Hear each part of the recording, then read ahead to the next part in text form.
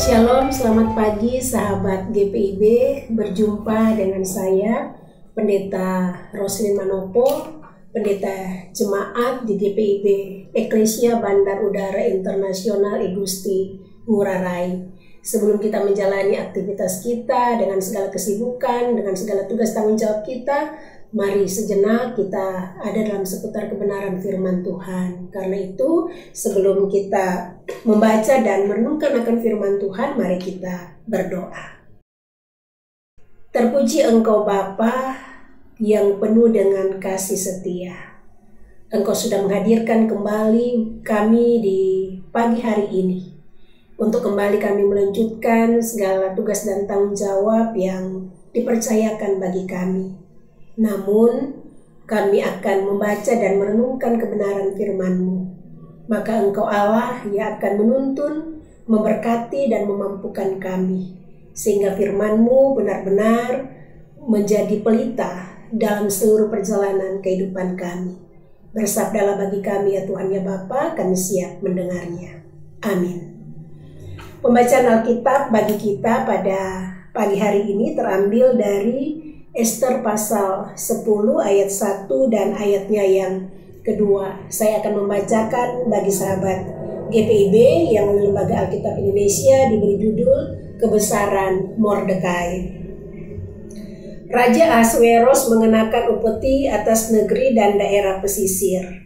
Segala perbuatannya yang hebat dan gagah berani, serta pemberitaan yang seksama tentang kebesaran yang dikaruniakan Raja kepada Mordekai, bukankah semuanya itu tertulis dalam kitab sejarah Raja-Raja Media dan Persia? Demikian pembacaan Alkitab, terpujilah Tuhan Yesus, haleluya. Sahabat GPIB yang Tuhan Yesus berkati, ungkapan yang sering kita dengar yang mengatakan proses tidak mengkhianati hasil, artinya adalah bahwa proses atau tahapan yang dijalani dalam mencapai satu tujuan yang dilakukan dengan sungguh-sungguh dan penuh usaha akan menghasilkan sesuatu yang baik. Dan inilah yang diperlihatkan bagi kita, di mana kitab Ester ditutup dengan gambaran tentang Mordekai yang adalah orang Yahudi yang sederhana. Kemudian dia diangkat begitu tinggi di kerajaan Persia. Kita tahu bahwa Mordekai dikatakan menjadi orang kedua di bawah Raja Ahasweros.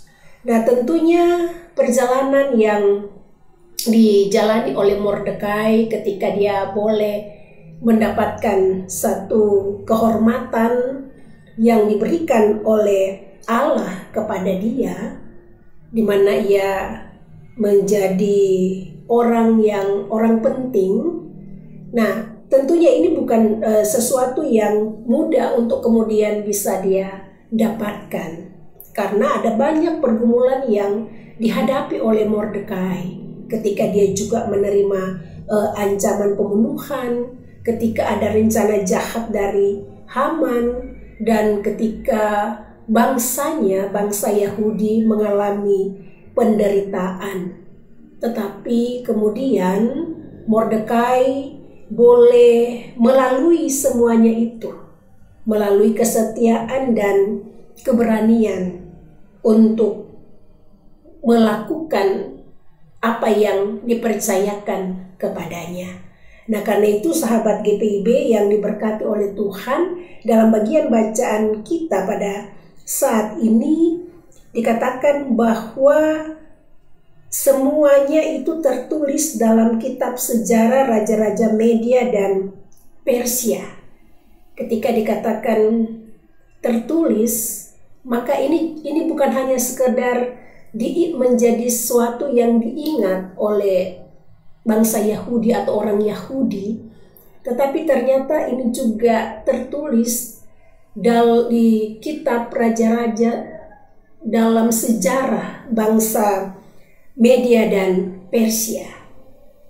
Sehingga pencapaian yang diterima oleh Mordekai, semuanya ini bukan karena kehebatan, bukan karena kemampuan yang dimiliki oleh Mordekai semata, tetapi inilah anugerah Tuhan. Tuhan yang memberikan semuanya kepada Mordekai sehingga dia boleh mendapatkan keberhasilan. Nah, sahabat GPIB yang Tuhan Yesus kasihi, tentunya ketika kita bicara atau melihat bagaimana perjalanan kehidupan yang dilalui oleh Mordekai, maka sekali lagi bahwa apa yang kita tabur, itulah yang akan kita tuai.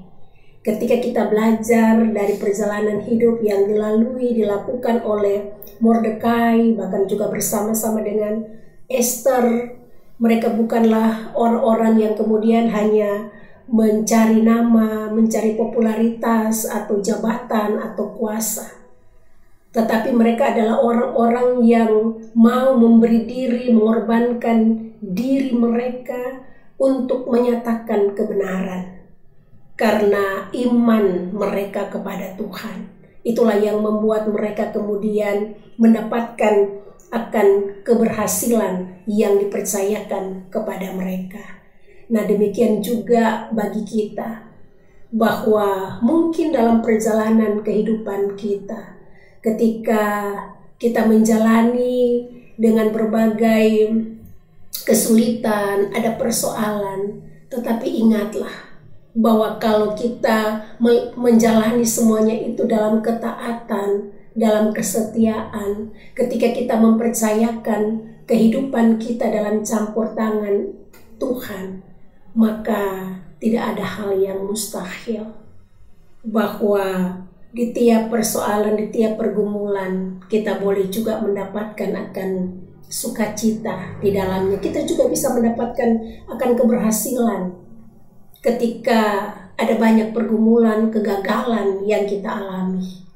Karena penyertaan Tuhan akan selalu ada bagi setiap orang yang mau datang kepada Tuhan. Ketaatan dan kesetiaan itu juga sangat dibutuhkan, sehingga ketika diperhadapkan dengan situasi yang tidak menyenangkan, kita bukanlah orang yang kemudian mudah diombang-ambingkan dengan berbagai persoalan atau tantangan-tantangan hidup. Tetapi kita punya prinsip, kita punya komitmen untuk melakukan semuanya sesuai dengan kehendak Tuhan.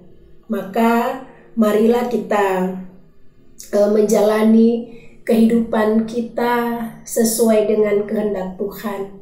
Jangan ragu, jangan pernah dikuasai dengan rasa khawatir yang berlebihan tentang berbagai persoalan yang terjadi dalam kehidupan kita. Maka nyatakanlah jika itu sesuatu yang benar yang harus kita lakukan. Hadapilah untuk kemudian kita percaya bahwa Tuhan juga yang akan memampukan dan menyertai kita. Kisah Mordekai mengingatkan kita bahwa kemuliaan sejati bukanlah saat kita diagungkan, tetapi ketika melalui hidup kita, orang lain bisa melihat karya Tuhan. Mari kita hidup dalam kesetiaan, rela berkorban, dan setia menjadi saksi, supaya nama Tuhan semakin dimuliakan dalam segala aspek kehidupan kita. Amin. Mari kita berdoa. Bapa di surga, terima kasih untuk kebenaran firman-Mu ketika kami boleh belajar dari Mordekai dan Esther. Biarlah ya Tuhan kami mampu melewati semua persoalan kesulitan dalam kehidupan kami, dalam kekuatan dan pertolongan yang Tuhan berikan. Dan di atas semuanya itu hanya nama Tuhan yang dipuji dan dimuliakan. Bapa, kami mau berdoa bagi setiap umat Tuhan dimanapun mereka berada dalam berbagai kehidupan dengan segala aktivitas yang mereka jalani. Sebagai orang tua, Tuhan berkati, sebagai anak-anak, Engkau juga tolong mereka.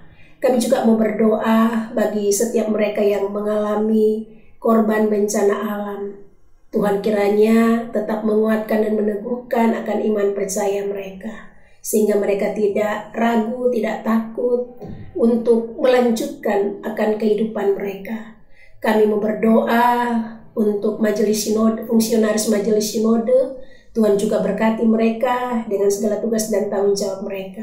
Secara khusus pada saat ini kami mau berdoa untuk persidangan sinode raya yang akan dilaksanakan di Makassar. Tuhan juga berkati dalam setiap tugas yang dipercayakan kepada mereka untuk mempersiapkan segala sesuatu yang dipercayakan untuk mereka boleh kerjakan, sehingga seluruh panitia boleh mengerjakannya dengan baik. Kami juga mau berdoa untuk program morning call dan night call.